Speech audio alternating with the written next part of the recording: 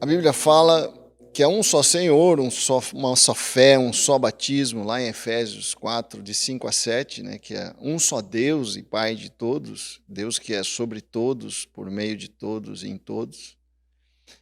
E a cada um de nós foi concedida a graça conforme a medida repartida por Cristo, que é uma expressão interessante, que é como assim a graça repartida? Quer dizer que dá para dividir a graça e distribuir ela em partes para as pessoas, uma com maior parte e outra com menor parte. É que nós temos que entender que aqui o texto não está falando da graça da salvação, nem da graça comum que todos nós recebemos, né? Existe uma graça que é comum a todo ser humano. Todo ser humano tem a vida, todo ser humano desfruta do calor do sol. A grande, absoluta maioria desfruta da visão de uma praia maravilhosa, de um banho quente. Isso é a graça comum, que é o prazer de existir, que Deus concede a todo ser humano. A Bíblia diz que Deus enche de alegria o coração de todos os homens. Todos os homens sabem o que é o gosto da alegria. Ainda que haja sofrimento, todos conhecem o gosto da alegria. Ninguém poderia falar em tristeza se não conhecesse o gosto da alegria. Isso é a graça comum. Deus dá uma graça comum a todos os homens. Além da graça comum, tem a graça da salvação, que é a graça que Deus concede a todo aquele que crê. Aquele que crê e se dispõe a obedecer os mandamentos do Senhor, essa pessoa desfruta de uma comunhão especial com Deus, e isso é universal, está ofertado para todo homem. A Bíblia diz que Deus quer que todos os homens se salvem e venham ao conhecimento da verdade. E essa salvação se dá de graça. Deus não nos cobra nada para nos salvar. É graça, é gratuito. É uma oferta que Deus nos faz graças àquilo que Ele operou.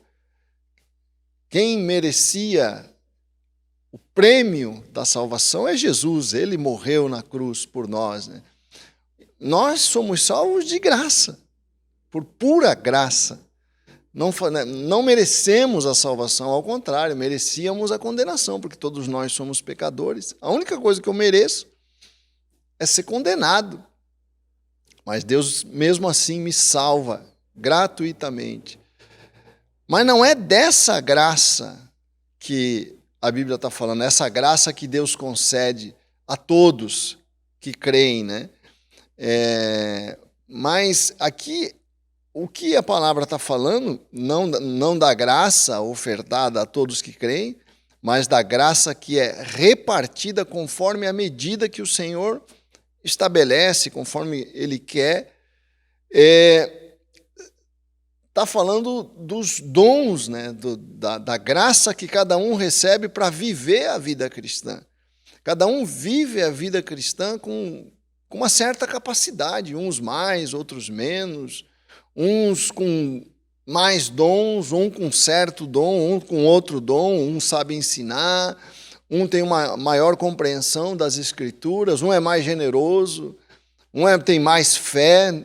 As pessoas não têm a mesma fé. Tem uns que têm mais fé que outros, porque conforme a graça, né, repartida, diz a palavra de Deus, pelo Senhor.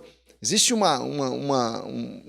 Deus reparte os dons, a vocação que cada um tem na caminhada cristã, de uma forma distinta de uns para com os outros. Lá em Romanos 12, verso 6, temos diferentes dons de acordo com a graça que nos foi dada. Quer dizer, cada um tem uma espécie de dom, né? Aí ele vai falando, se alguém tem o dom de profetizar, use-o na proporção de sua fé.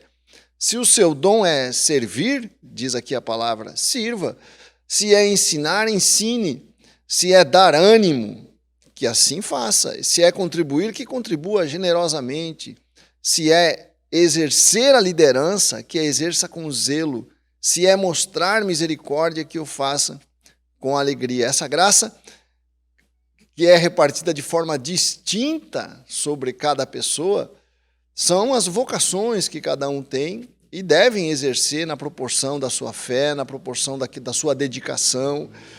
Vai depender muito da vida de cada um, né? Quer dizer, Deus reparte essa graça de você presidir bem, de você ensinar bem, de você compreender mais do que as outras pessoas, não para o proveito da pessoa, mas para o proveito da igreja, para que pelo exercício desses diversos dons toda a comunidade seja beneficiada. O objetivo é o benefício de todos, né? A Bíblia diz lá em 1 Coríntios 12 também, no verso 7, que essa graça é dada a cada um, porém é dada a manifestação do Espírito visando ao bem comum. Quer dizer, o objetivo é que cada um seja agraciado com um dom, para que no exercício desses muitos dons reunidos, toda a comunidade seja abençoada. Pense e creia. Não se esqueça que no nosso próximo episódio nós vamos ter uma nova pergunta. A pergunta que nós faremos, nós estaremos refletindo e respondendo no próximo Pense e Creia é o seguinte: hoje o movimento feminista é muito forte em todo o mundo. É possível conciliar o feminismo com a Bíblia? Pense e creia.